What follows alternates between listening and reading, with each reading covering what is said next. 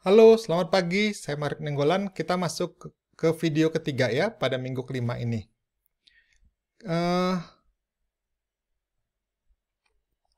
Pada bagian ini kita akan mempelajari strategi keempat. Apa strategi keempat? Yaitu dengan cara pengerjaan dingin ataupun yang istilahnya orang teknik bilang strain hardening. Memperkeras ya atau memperkuat dengan cara memberikan strain. Apakah itu? Jadi begini.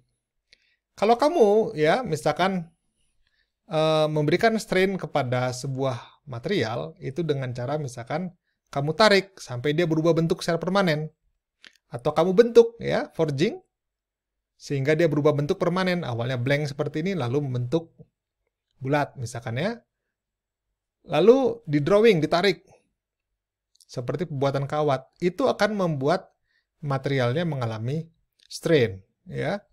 Begitu juga di roll, awalnya tebal seperti ini A0 lalu menjadi lebih tipis, di mana persen CW cold working sama dengan A0 awal dikurangin akhir lalu dibagi dengan awal kali 100%. Nah, apa yang terjadi saat kita melakukan strain hardening? Ternyata dislokasinya itu bertambah.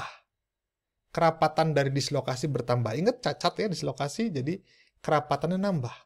Apa yang terjadi saat kerapatannya menambah?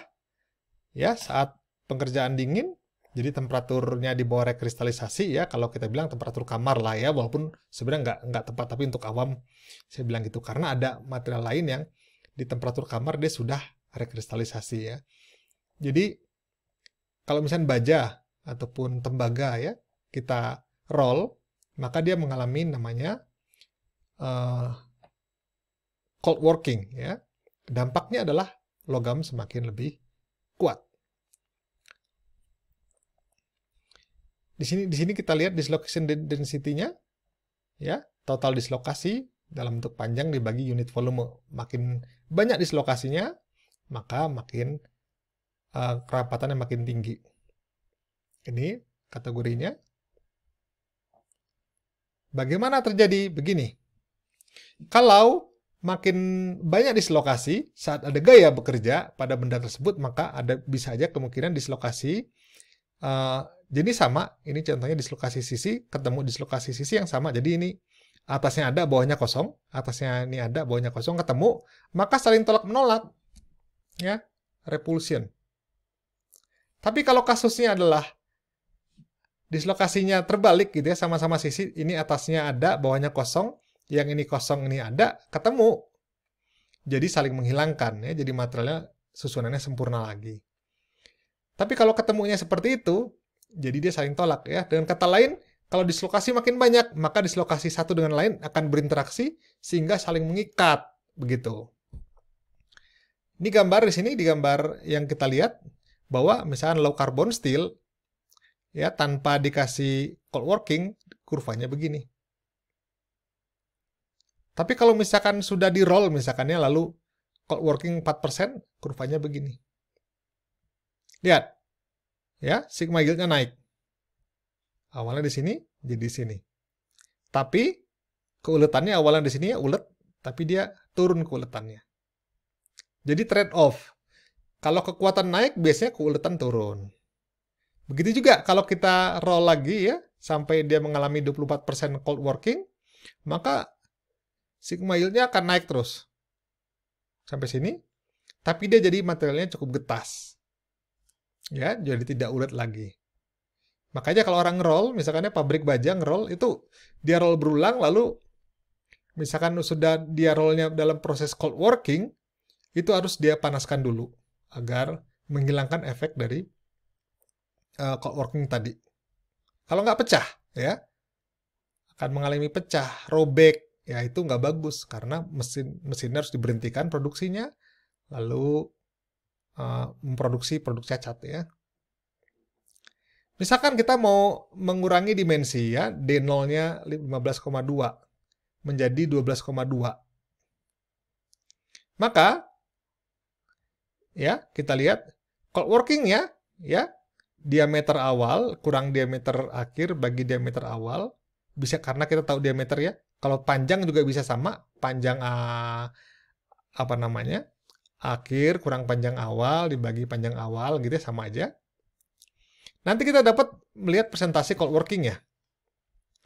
Nah, misalkan ya, ini kasus 15 menjadi 12, jadi terjadi cold working 35,6%.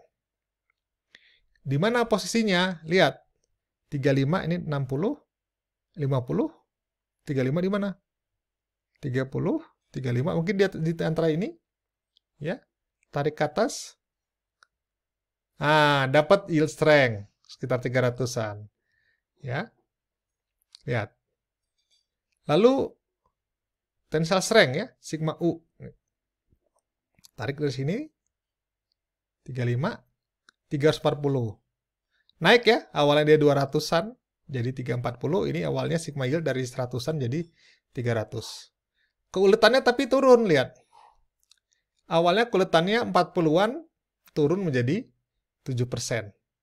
Jadi lebih kurang ulet. Oke. Efek dari heat treatment. Jadi kalau misalnya heat treatment itu artinya kita kasih panas, kita perlakukan panas kepada benda tersebut. Nah, kalau misalkan kita panasnya sampai dia mengalami rekristalisasi, membentuk butiran baru, efek dari cold working tadi itu bisa dihilangkan, ya.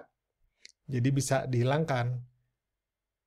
Ini gambarnya awalnya pipih kan ya, setelah cold working tadi di roll, lalu dipanasin gitu ya. Lalu muncul ya butiran-butiran baru, lalu butirannya membesar kembali seperti awal. Itu efek yang awal tadi di sini hilang ya.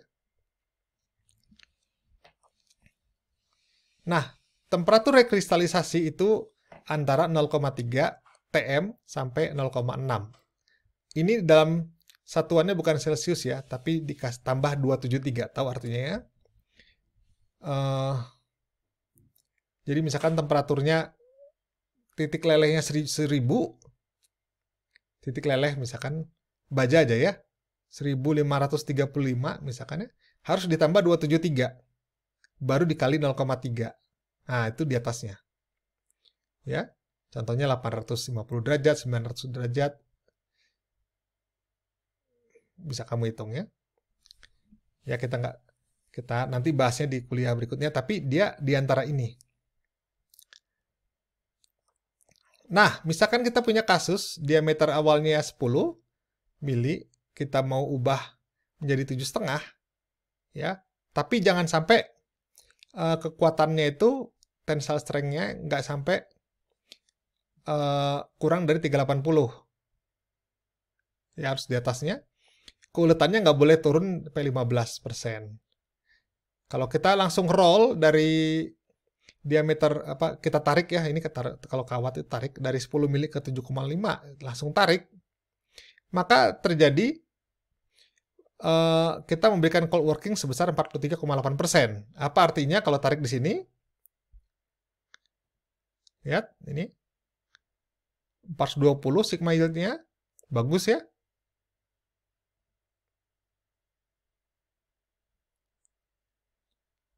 Lebih besar daripada 380 yang kita mau. Oke. Tapi keuletannya persen elongation-nya atau keuletannya ini hanya 6. Lebih kecil daripada yang diharapkan. Sehingga taktik kita jangan langsung di-roll, jangan langsung ditarik dari 10 sampai 7,5. Jadi kita bikin antara proses yang namanya heat treatment. Gimana caranya? Ya, ini kan tensile strength udah nggak ada masalah. Jadi kita lihat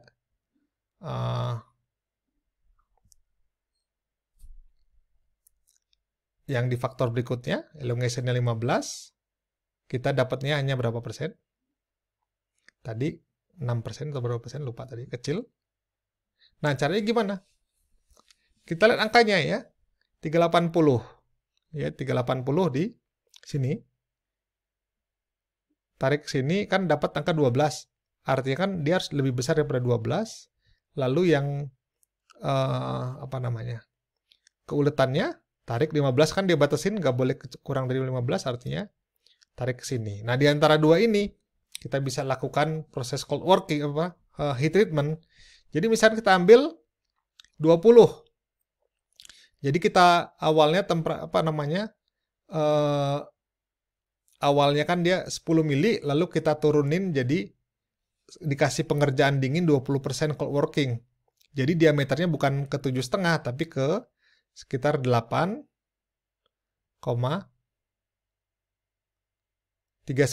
Jadi dari 10 ditarik wire drawing ke 8,39. Lalu dari 8,39 kita perlakukan panas ya, kita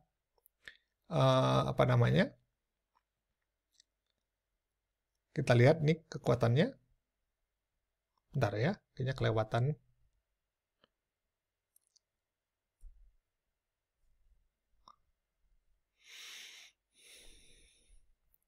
Oke. Memenuhi kriteria yang tadi diminta 340 ya. Jadi kasusnya 400. Ini elongation-nya 24. Masih di atas 15. Lalu ya, kita bisa mendapatkan jadi ini tadi kayaknya keklik 2 kali ya, kecepatan. Jadi waktu kita tarik pertama menjadi 8,39 itu kita panaskan. Lalu dari 8,39 kita ubah ke 7,5. Nah, baru kita baca di situ angkanya ya. Berapa persen ininya? Berapa persen?